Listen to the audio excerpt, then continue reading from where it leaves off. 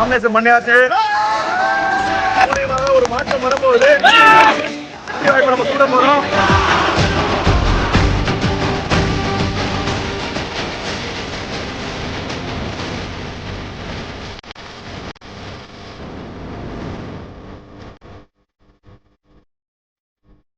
நாளைய முதலமைச்சர் நமது தங்க தளபதி திரு விஜய் வெற்றி வேட்பாளராக திருவானை சட்டமன்ற தொகுதியில் களமிறக்கும் நான் டாக்டர் ராஜீவ். நான் மருத்துவர்.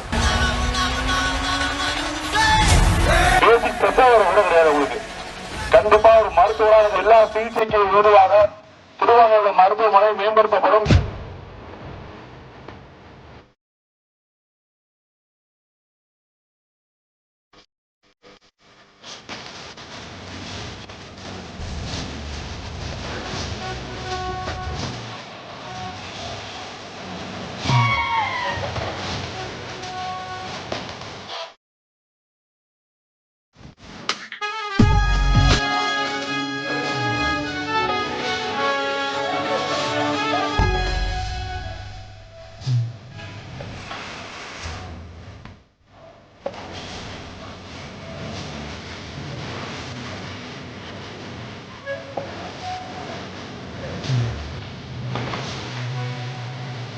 கரெக்டான ஒரு ஆளை சூஸ் பண்ணி ஓட்டு போடணும். நான் தைரியமா போராடுறேன். ஏன்னா என் கூட யார் இருக்கா?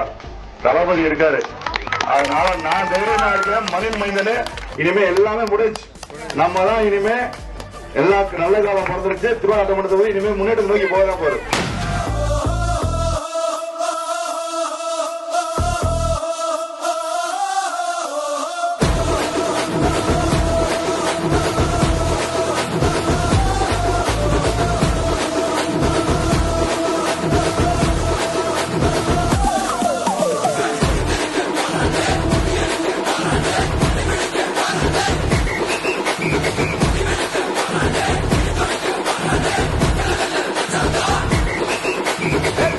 கண்டிப்பா மாற்றத்தை கொண்டு வரதான் போறோம். மற்ற தொகுதியோட சவுத்துல திருவாரூர் தொகுதியில அடிச்சு நம்ம வரணும். உங்களுக்கு எல்லா குறைகளும் மனதார நேர்மையாக உண்மையாக சுத்திப்போம்.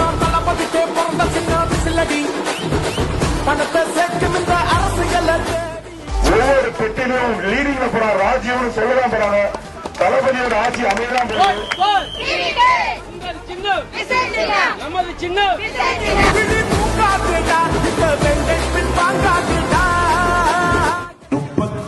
கட்சிகளை எதிர்க்கிற ஆற்றலாளனாக ஆண்மை உள்ளவனாக எங்கள் தலைவர் விஜய் இன்றைக்கு களத்தில் நோய்வாய்ப்பட்டு கிடக்கின்ற இந்த திருவாரணை தொகுதியை சரி செய்ய வந்த மருத்துவர் தான் எங்களுடைய வெற்றி வேட்பாளர் ராஜீவ் அவர்கள் என்பதை மார்க்கெட்டு பெருமையா சொல்லலாம். எங்களுக்கு அல்லாஹு அக்பர்னு சொன்னாலும் ஒண்ணுதான், அலேலுயான்னு சொன்னாலும் ஒண்ணுதான், அரோஹரான்னு சொன்னாலும் ஒண்ணுதான். ஆக மொத்தம் நம்ம எல்லாரும் என்னைக்கு ஒண்ணுதான்.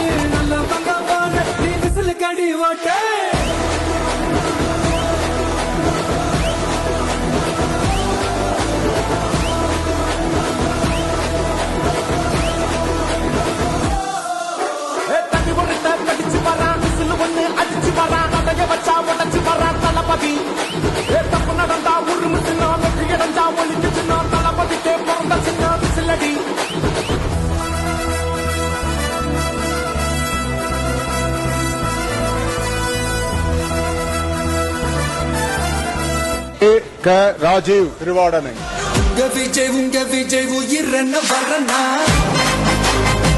சட்டமன்ற பேரவையின் உறுப்பினராக தேர்ந்தெடுக்கப்பெற்ற டாக்டர் வேக்கியா ராஜீவ் எனும் நான் சட்டமுறைப்படி நிறுவப்பெற்றுள்ள இந்திய அரசமைப்பு சட்டத்தில் உண்மையான நம்பிக்கையும் பற்றுறுதியும் கொண்டிருப்பேன் என்றும் இந்திய நாட்டின் இறையாண்மையும் ஒருமைப்பாட்டையும் நிலைநிறுத்துவேன் என்றும் நான் மேற்கொள்ளும் இருக்கும் கடமையை நேர்மையுடன் நிறைவேற்றுவேன் என்றும் உளமாற உறுதியளிக்கிறேன்.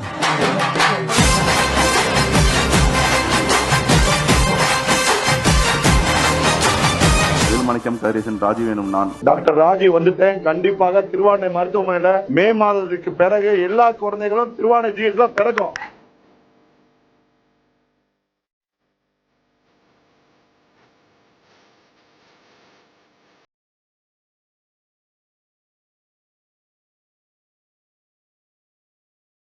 தமிழ்நாட்டு அரசின் அமைச்சர் என்ற முறையில் எனது கவனத்துக்குள்ளாவதும் தெரியவதுமான எந்த பொருளையும் அமைச்சரின் கடமைகளை உரியவாறு நிறைவேற்ற தேவையான அளவுக்கின்றி ஒருவரிடமோ பலரிடமோ நேர்முறையாகவோ மறைமுகமாகவோ அறிவிக்கவோ வெளிப்படுத்தவோ மாட்டேன் என்று ஆண்டவன் மீது ஆணையிட்டு உறுதிமொழிகிறேன்.